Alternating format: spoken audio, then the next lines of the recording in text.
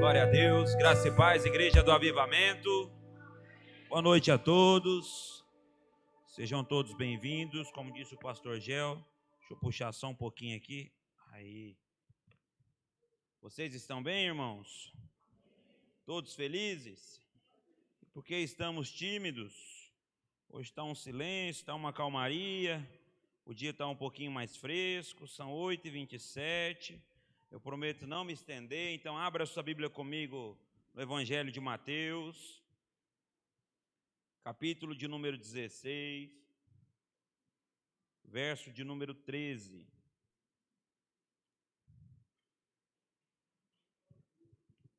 Mateus, capítulo 16, verso de número 13. Os midianitas estão rápidos hoje, hein? Louvado seja Deus.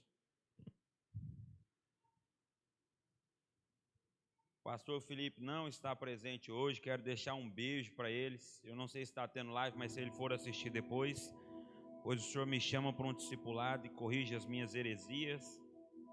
E está tudo certo. Agradecer pela oportunidade de estar aqui falando com vocês, com os irmãos. Quem achou, diga amém. Quem achou só por causa do telão, diga misericórdia. Diz assim o texto. Honesto os irmãos, né? Eles disseram mesmo misericórdia. Geralmente a gente faz silêncio, mas glória a Deus. Diz assim o texto: e chegando Jesus às partes de Cesareia de Filipe, interrogou os seus discípulos, dizendo: quem dizem os homens ser o filho do homem? E eles disseram, uns João o Batista, outros Elias e outros Jeremias ou um dos profetas. E disse-lhes ele: e vós, quem dizeis que eu sou? E Simão Pedro respondendo disse: tu és o Cristo, o Filho do Deus vivo. E Jesus respondendo disse-lhe: bem-aventurado és tu, Simão Barjonas, porque não te revelou a carne ou o sangue, mas o meu Pai que está nos céus. E também eu te digo que tu és Pedro, sobre essa pedra eu edificarei a minha igreja, e as portas do inferno não prevalecerão contra elas. Pode dizer amém por isso? E disse Jesus ainda: e eu te darei as chaves do reino dos céus, e tudo que você ligar na terra será ligado nos céus, e tudo que desligares na terra será desligado nos céus. Meu Deus. Então mandou aos seus discípulos que a ninguém dissessem que ele era o Cristo. Olha que coisa extraordinária. Esse texto eu já li, reli ele inúmeras vezes, fomos ministrados outras tantas. Sabe, uma vez eu ouvi, e eu sempre fico rememorando isso, vale dentro da minha mente, sabe, essa verdade. Eu gosto muito de um pastor, que é o pastor Cash Luna, pastor da uma das maiores igrejas do mundo, que fica na Guatemala, chama Casa de Deus o nome. É extraordinário, uma estrutura impecável. Esse homem, ele prega muito dentro de uma simplicidade, mas uma palavra muito cirúrgica, muito profunda. E certa vez ele ministrando na conferência de destino do pastor Tiago Brunel, ele disse assim: olha, nós não precisamos de uma grande revelação, nós precisamos de uma boa leitura. Se você pegar um texto como esse é um texto extraordinário. Aqui nós vemos o exemplo de um exímio líder, de alguém que tem uma liderança impecável, que é Jesus. Observe, Jesus gasta tempo investindo tempo e qualidade investindo na vida dos homens que ele chamou para caminhar consigo. Em determinados momentos, e são vários na caminhada, nós vemos Jesus atribuindo a esses homens algumas questões, alguns exercícios, assim como conosco, com cada um de nós que aqui estamos. De tempos em tempos nós passamos por algumas adversidades, sim ou não?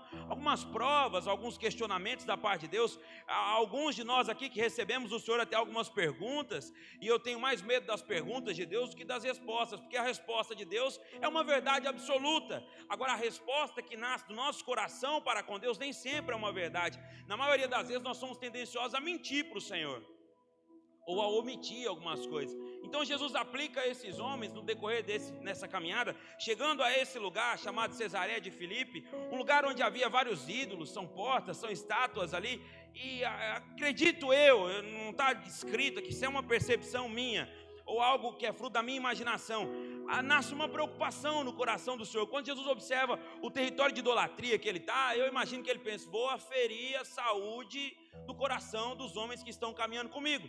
Então ele faz uma pergunta, ele diz: olha, quem os homens aqui, gente, é quem os não crentes, quem as pessoas comuns, porque ainda que comuns aqui dentro de um paralelo, mas sabendo a quem servimos, a quem pertencemos, para onde estamos indo. Isso traz uma diferenciação entre nós e as pessoas que não conhecem o Senhor. Não é que nós somos maiores ou melhores, não, pelo contrário. Todos aqui, eu quero acreditar que entenderam o seu nível de carência e dependência da parte de Deus. E isso te trouxe uma diferenciação de outros tantos, amém? Então essa pergunta aqui, ela é descrita dessa forma. É como se Jesus estivesse olhando para mim, para você, dizendo: olha, quem é que o mundo, quem é que os não crentes, quem é que os feiticeiros, os macumbeiros, os ateus, os agnósticos dizem que eu sou?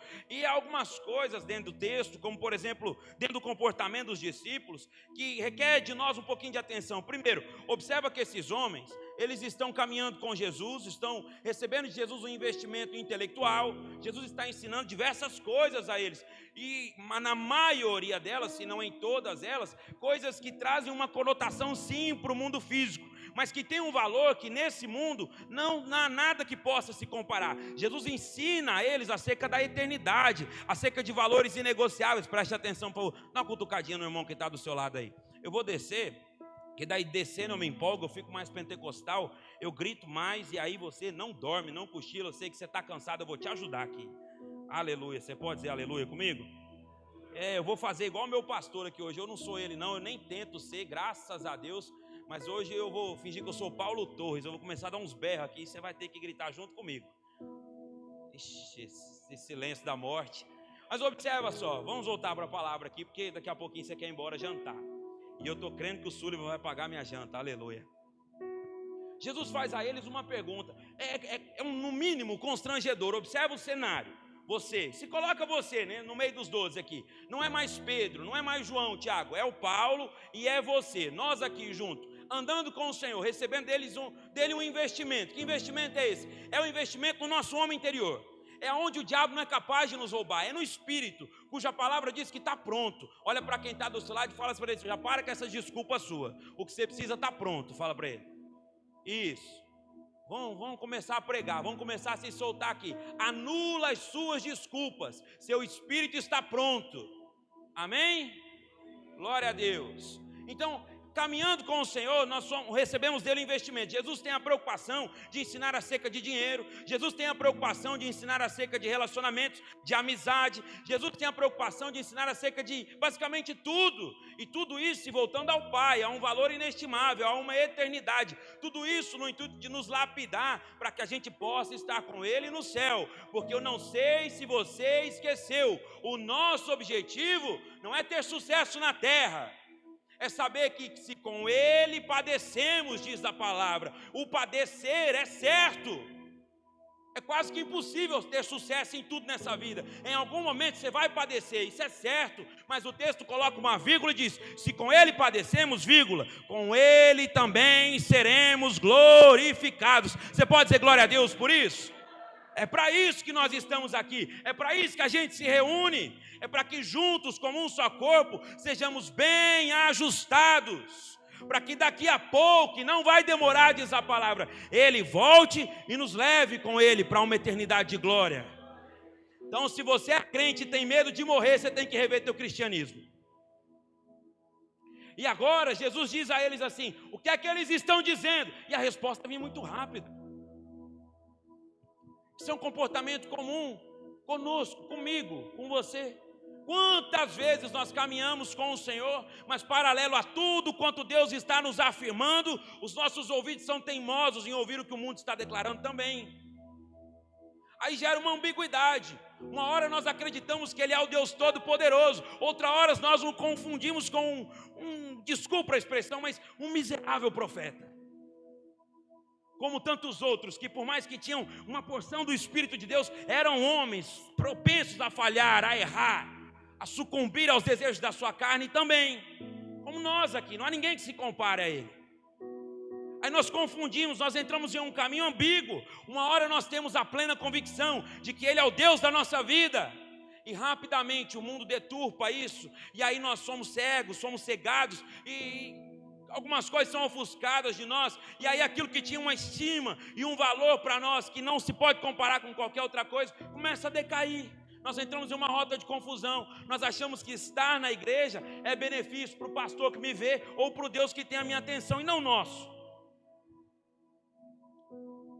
Aí nós estamos dentro de uma jornada com o Senhor de corpo presente, mas alma, mente, coração, tudo distante.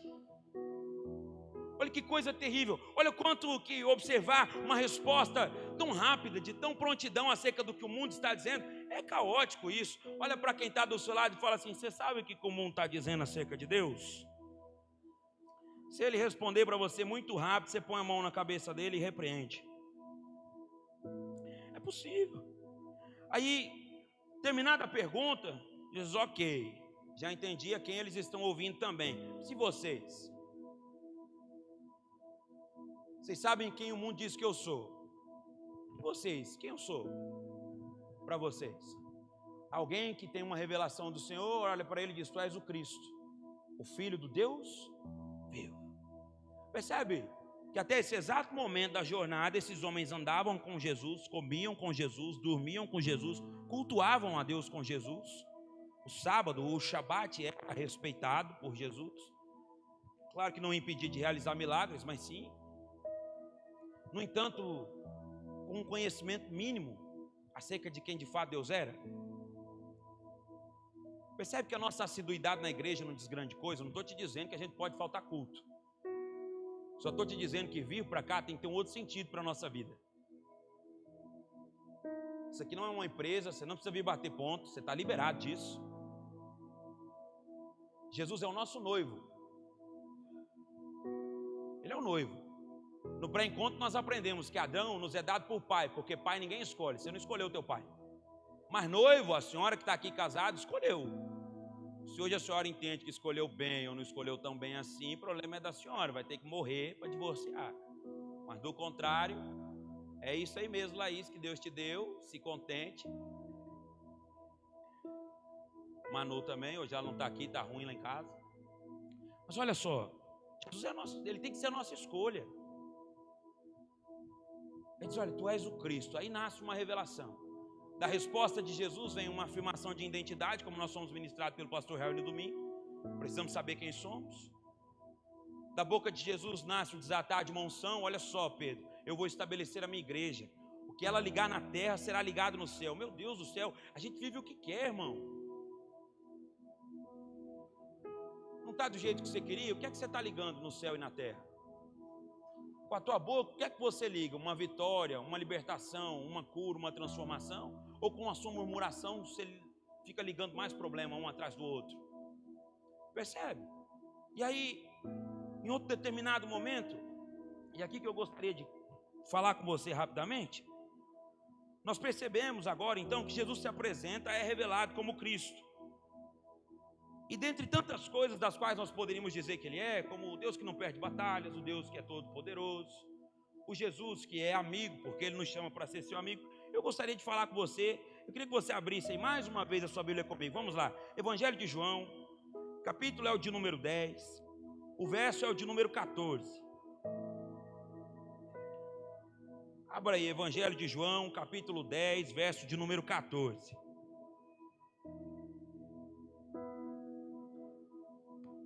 Elisângela está igual o Pedro, ela teve uma revelação alta aqui agora. Deus abençoe. Enquanto você abre aí, eu vou tomar um gole d'água aqui.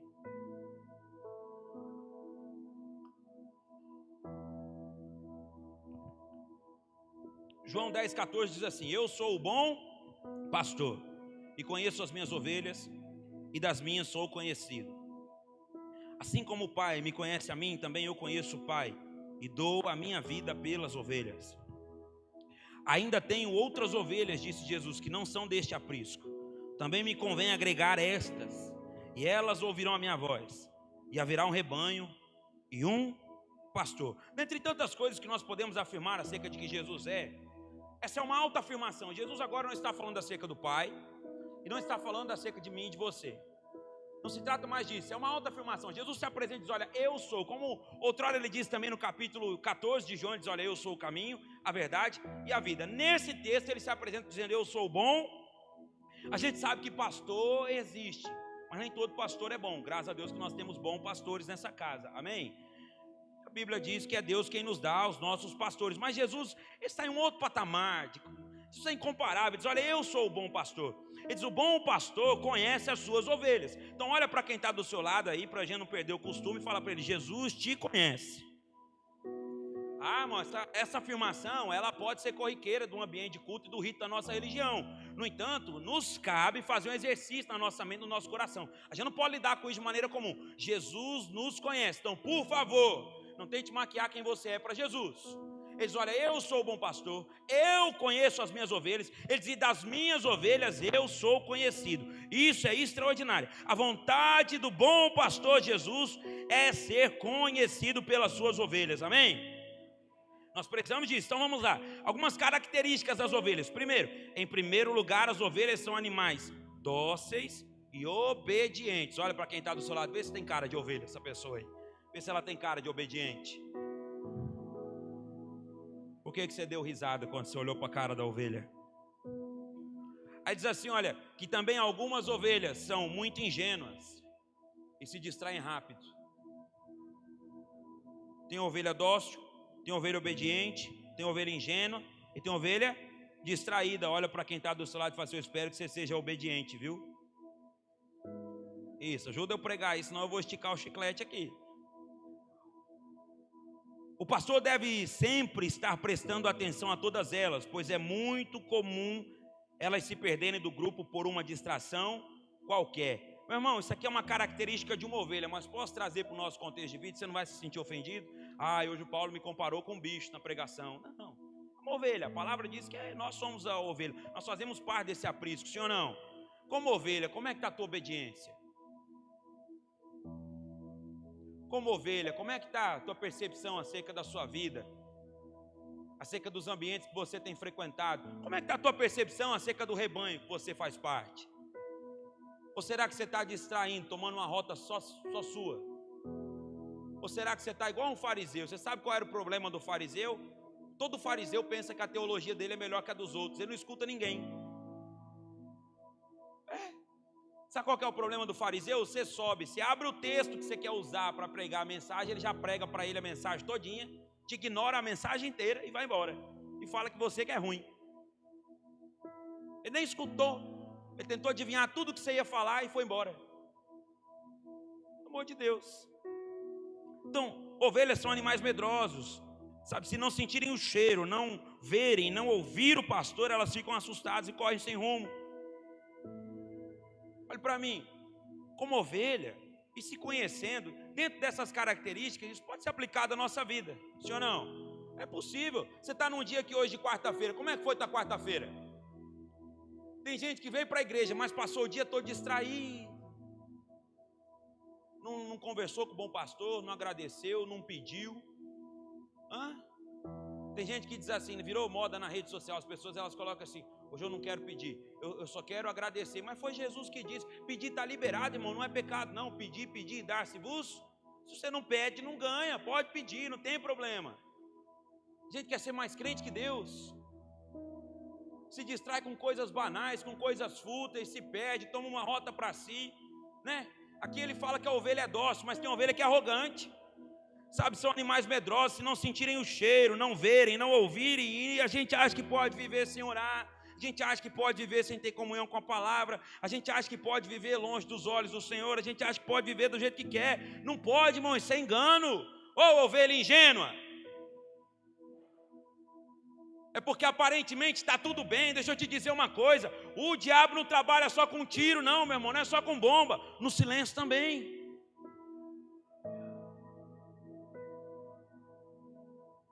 Tem hora que a batalha ela é visível, até o carnal enxerga. Para onde você olha, você vê demônio. Mas tem hora que está tudo bem.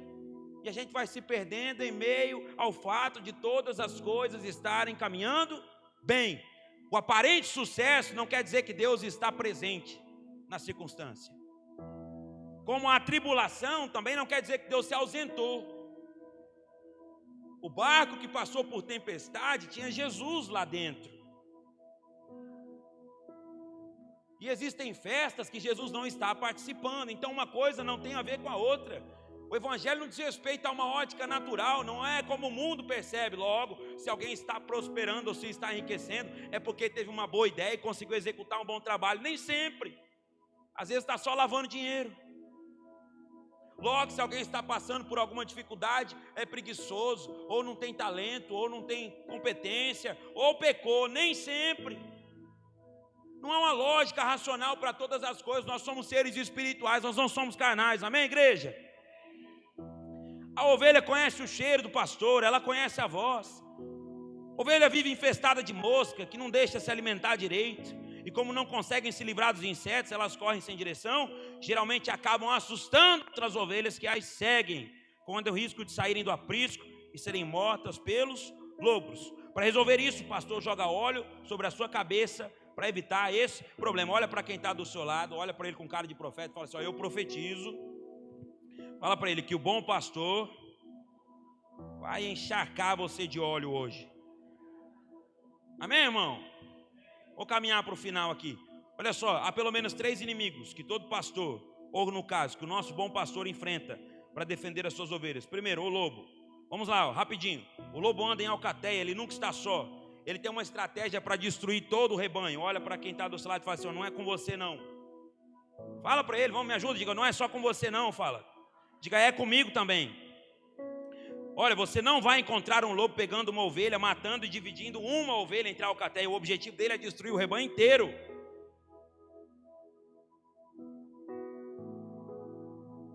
Sabe, eles matam quantas ovelhas podem. O espírito deles é para dizimar o rebanho. A meta do lobo é se organizar em alcateia para matar quantas ovelhas puder. É por isso que muitos rebanhos sofrem um ataque violento e praticamente todas as ovelhas são dizimadas. O lobo se refere a uma vã filosofia. O lobo se refere a um espírito que exerce influência para dividir o corpo e não para unir. Olhe para mim, sai do contexto de igreja, se volta para a tua casa hoje. Quem é que está governando aquele lugar? Qual é o céu que está lá? Quem é que você está enfrentando lá dentro? É o lobo? É a vã filosofia? É um motivo desprezível que causou uma discussão enorme? Pelo amor de Deus, gente, a gente não pode brincar de ser crente, não. A gente tem que caminhar aqui, ó, debaixo do cajado, da vara do bom pastor, como uma ovelha extremamente dependente, permitir que ele nos encharque de óleo, que ele arranque de nós os insetos, para que a gente possa comer bem, para que a gente possa se apresentar na presença de Deus e se alimentar do que é proposto. Sabe, olhe para mim, por favor. Eu faço parte dessa igreja, sou seu irmão em Cristo. A gente tem que parar de dar trabalho uns para os outros, irmão. Amém ou não amém? É verdade. Nós ficamos aqui nos iludindo, sabe, esperando grandes coisas ou coisas muito extraordinárias. Vamos nos apegar ao que é simples, ao que é básico da nossa vida cristã, e as coisas extraordinárias vão acontecer por consequência. É simples. Vi um ponto de discussão, de contenda, de facção, de guerra, seja um pacificador, você vai ver o quão resultado extraordinário você vai gerar. Amém ou não amém? É assim. Na maioria das vezes, aquilo que nós temos carência de viver, é o que a gente também não se dispõe na vida do outro. Sabe, é um outro inimigo. O urso moral é um predador perigoso, perdão. O urso está ligado a um espírito de moralidade, é o sarcós. Ele destrói o rebanho com imoralidade, provocando situações absurdas, inimagináveis. Há também um falso leão, e ele tem 2 formas de agir: dizimar o rebanho e destruir o pastor. São 2 estratégias que o diabo usa, que o falso leão usa. Ou ele destrói você, ou ele usa o teu problema para tentar destruir teu pastor. Nós somos pessoas maduras. Nós somos seres espirituais. Você mora no Brasil, você não mora na China. Amém? E no Brasil você tem acesso. Desculpa, é um tabletzinho, mas está aqui, ó, a palavra. Eu vou chutar uma estatística que é minha. Essa é talvez uma das minhas heresias da noite. Mas eu diria que 90% dos seus problemas podem ser evitados por uma simples comunhão tua com essa palavra. Não estou eximindo ninguém do ministério de agir, de ter discipulado, mas eu acredito que discipular tinha que ser para tratar coisas muito sérias ou para nos inspirar, nos incentivar acerca de coisas realmente espirituais que nos agregassem, não para tratar coisas banais. Você não precisa de um discipulado para entender que masturbação é pecado. Você não precisa de um discipulado para entender que Deus te chamou para ser um pacificador e não um ampliador de problema. Você não precisa de discipulado. Eu estou casado há pouco menos de 2 anos. Os primeiros 6 meses foram muito difíceis. Eu já aprendi bastante coisa em pouco menos de 2 anos. Manu acho que aprendeu mais do que eu. Acredite se você quiser. Ela engana vocês, viu? Todo mundo olha e fala, nossa, mas a Manu é um doce. Eu falo, um doce, com bastante gengibre. Se você tomar uma dose muito forte, você vai sentir arder. Verdade, minha esposa é um doce, mas nós temos em algumas coisas uma semelhança muito grande. No entanto, Manu aprendeu em 2 anos a ceder em momentos que eu não cedo. Olha que coisa extraordinária, para a gente manter o quê? Saúde, para a gente não se arrebentar, não se ferir um ao outro. Por quê? Porque dá muito trabalho consertar depois. Eu vou confessar, sabe? Dizem que eu era sanguíneo, mas aí vieram os especialistas e disseram que eu sou colérico. E eu acho que eu sou colérico mesmo. Eu detesto ser contrariado. Mas olha só, verdade, mas eu tenho uma qualidade do meu temperamento que eu acho extraordinária. A gente faz um problema e no mesmo instante que faz, tem a capacidade de resolver. Eu me resolvo em 10 segundos com qualquer ser humano no mundo. Eu tenho que cuidar para não ser aquele, né, o que eu tive dentro de casa como exemplo. Eu tenho que cuidar para não causar um problema aqui e daqui 10 minutos fingir que ele não aconteceu. Essa é a minha vigilância, porque a gente é tendencioso a isso. Agora, existem pessoas que não são assim. Tem gente que para resolver um problema demora um pouquinho mais de tempo. Sim ou não? Deus está falando com você aqui hoje. Está na hora de você resolver. Já está demorando tempo demais. Aleluia. Mas olha só, é verdade. Mas existem problemas que podem ser evitados. Sim ou não? Sim. Tem coisa que a gente não precisa, irmão. Não é questão de oração, de jejum, não. É de obediência, é de ser uma ovelha dócil que decide obedecer, que decide se relacionar com a palavra, com Jesus e corresponder à altura, ao mesmo nível. Pelo amor de Deus, gente, vamos enfrentar problema novo. Para, mesmo problema não dá mais. Não dá. Você vai sucumbir, você vai permitir que o falso leão consiga misericórdia, o que ele deseja, o que ele traqueja, o que ele arquiteta para conseguir. Escuta, eu quero profetizar sobre a sua vida que o inimigo não vai te destruir, amém? Mas mais do que isso, por favor, não se deixe ser pedra de tropeço na vida de um irmão, de uma irmã, na vida da sua família, na vida de um colega de trabalho, na vida de um líder espiritual, na vida de um pastor. Pelo amor de Deus, resolve teus problemas. Domingo nós somos ministrados aqui, o pastor Harry disse que o que eu não resolver, meus filhos vão ter que resolver. Eu não quero isso. Olha para quem está do seu lado e fala para ele assim, Deus vai me usar aqui agora. Fala a frase mais espiritual da noite para ele, fala assim, ó, resolve de uma vez por todas, diga, os teus problemas. Chega desse negócio de Hakuna Matata, irmão. A gente está parecendo que está no filme do Rei Leão, né? Tem gente que gosta de conviver com problema. Resolve isso, pelo amor de Deus. Para de se enganar. Eu estava ali agora há pouco, antes de vir para o culto começar. Nós estávamos numa conversa, falei para o pastor Filipinho. Esses dias atrás eu ouvi algo que mexeu muito comigo e aquilo soou como uma verdade no meu coração. Nós aqui, os evangélicos, né, a classe espiritual, a gente aprendeu a acalmar os demônios e a gente parou de expulsar os demônios. A gente vem para o culto hoje, quando alguém manifesta, vira notícia. Quase que a gente manda para o Campo Grande News. Não manda por pouca coisa. Não é verdade? A gente fica horrorizado, manifestou o demônio. Aleluia, descobrimos quem era. Fica até mais fácil de expulsar. Agora o problema é quando a gente acalma eles, disfarça as coisas. A gente não pode acalmar demônio. Demônio a gente tem que expulsar. Amém, igreja? Glória a Deus. Sabe, é comprovado cientificamente que só há 2 formas de uma ovelha ficar estéril durante um longo tempo. A primeira é quando ela apanha sem necessidade. E a segunda é se ela for corrigida de forma desnecessária. Primeiramente, ela fica estéril. E a ciência diz que pelo menos por 3 anos. Deixa eu te dizer, no ímpeto da sua alma, às vezes você está cansado de apanhar demais. Então resolve isso, irmão. Jesus é o nosso bom pastor. Foi Ele que fez essa afirmação. E dizendo isso, Jesus afirmou também assim, olha, eu dou a vida pelas minhas ovelhas. A vida de Jesus foi dada por nós. O apóstolo Paulo diz na carta aos Efésios assim, olha, que Deus já nos abençoou. Olha que coisa extraordinária, presta atenção, quanto que a gente não lê Bíblia. Tudo que a gente veio pedir aqui hoje está pronto. Ele diz, Deus já nos abençoou com toda a sorte de bênçãos espirituais. presentes nas regiões. Pronto. O negócio é que a gente não acessa. O que custa é acessar, porque para acessar a região celestial tem que vencer carne, tem que vencer argumento, tem que vencer desculpa, tem que vencer engano, tem que vencer mentira.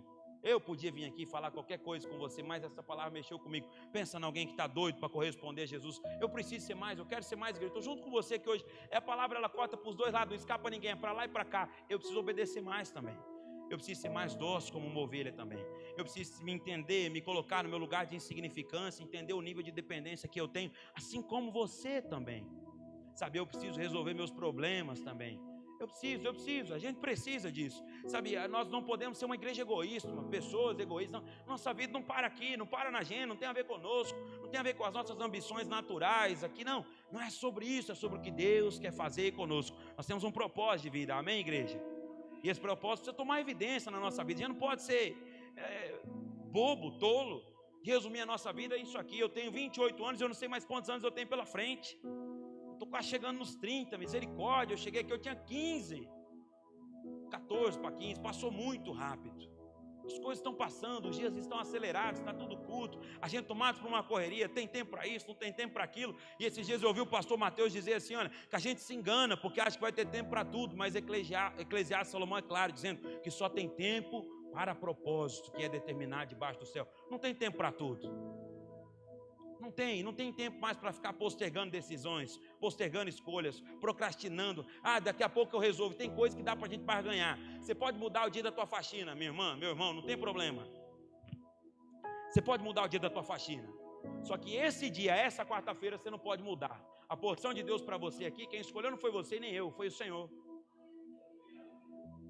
Então o que nos cabe fazer aqui hoje, isso aqui a gente não pode mudar. O que a gente pode decidir é corresponder se sim ou se não. Agora se não, é perca de tempo, não venha.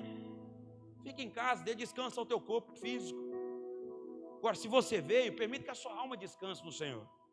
Se você veio, permita que o seu espírito seja vivificado pelo Espírito do Senhor também. Amém ou não amém? Amém? João diz assim, olha, uma vez alguém chegou perto dele e disse assim, ô João, as pessoas que estavam seguindo você, agora elas estão seguindo aquele homem lá. Aí João diz assim, olha, quem tem a esposa é o esposo. Está tudo certo. É o que ele está dizendo, é normal, isso é natural. Eles tinham que ir mesmo. Ele diz, eu sou só o amigo do noivo. Vocês ouviram de mim dizendo, olha, eu não sou o Cristo. Eu acho João extraordinário. Pensa alguém, nós vimos aqui, eu já preguei várias vezes assim, olha, se você nunca ter vontade de desistir, fique tranquilo, você vai ter. Quantas vezes você já ouviu isso? Normal. Quem aqui já teve vontade de parar, levanta a mão assim para a gente ver que não está sozinho, levanta bem alto, senão nós vamos entrar em crise aqui agora. Ô glória, até pastor já teve vontade de parar. Culpa minha, perdão pastora. Mas olha só, às vezes a culpa é nossa, né? A gente tem que pedir perdão nessas horas. Quanto trabalho que a gente dá. Mas olha só, a gente tem, e a gente prega isso. João não tem essas crises. Não sei se é porque a jornada foi curta, não deu nem tempo disso acontecer. Mas é dentro de uma intensidade, de uma verdade muito grande. E aí as pessoas perguntam, é normal. Eu sou só o amigo do noivo. E o amigo aqui, ele faz duas coisas. Primeiro, ele assiste, no que diz respeito a dar assistência, a contemplar e a também cooperar. E segundo, o amigo é aquele que ouve a voz do noivo e fica feliz. Se tiver um crente triste, emburrado do seu lado, é porque hoje ele não ouviu a voz de Deus. Porque quem ouve a voz de Deus fica feliz. Verdade. A gente tem que ouvir a voz de Deus mais. Posso te falar uma coisa? Nós vivemos em um contexto geracional onde todo mundo quer falar de Deus, mas tem tão pouca gente ouvindo Deus. Tem tanta gente pregando um Deus que não conhece. A gente não pode entrar por essa rota. Amém? Fica de pé no seu lugar, vamos orar.